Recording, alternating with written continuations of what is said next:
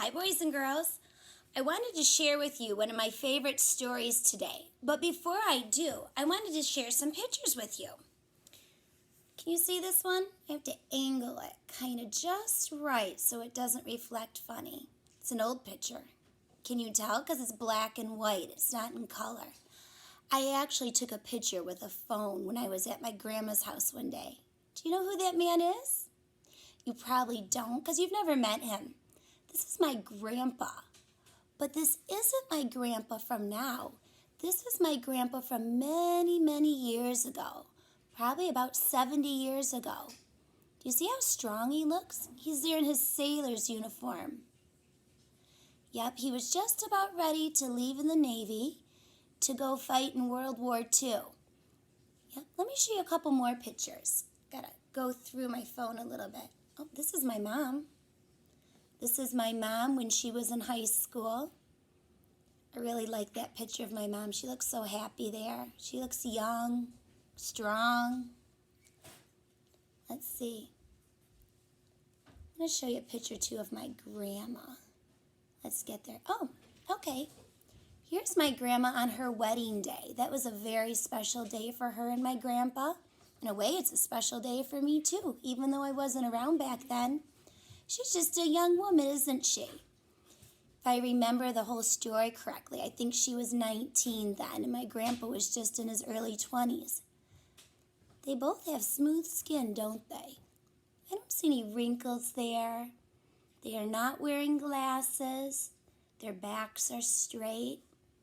I know I'm a little bit, I think they're extra beautiful because they're my family, but they look healthy and nice and strong. Why do you think I'm telling you all this? It has something to do with the story I'm going to read to you today. It's a story about a rabbit. But do you know it's really not an Easter story? I like sharing it at Easter time because I enjoy rabbits in springtime. But there's a big story to do with it. Something we're going to learn. I also have another little friend here. Do you see who this is? Yeah, this is Pongo.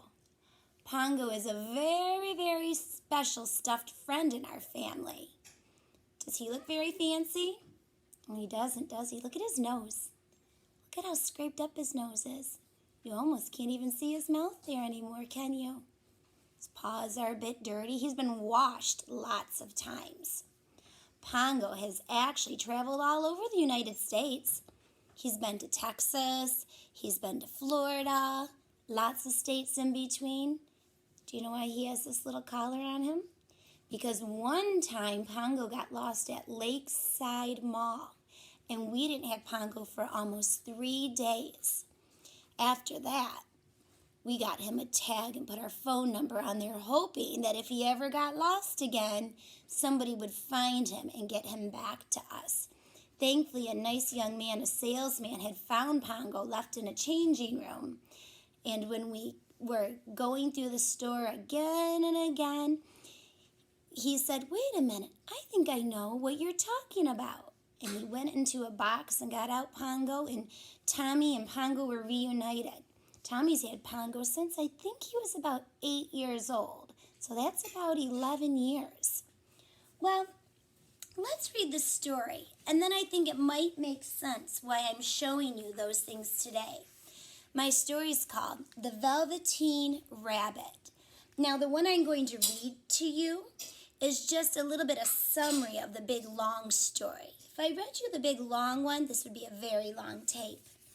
All right, the story was written by Marjorie Williams Bianco. Here we go. Oh, look it. You can tell, look, it's really not an Easter story, even though it has a rabbit. There was once a Velveteen rabbit, and in the beginning, he was really splendid. He was fat and bunchy as a rabbit should be. His coat was spotted brown and white, and his ears were lined with pink satin. Satin's a really smooth, silky material that's nice to touch. He was naturally shy, and being only made of velveteen, some of the more expensive toys quite snubbed him. I guess they didn't think he was cool enough. Look at that. Okay.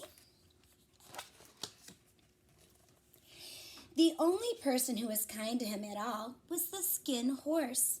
He was very wise, for he had seen many mechanical toys, and he knew that they were only toys and would never turn into anything else. "What's real?" asked the rabbit one day.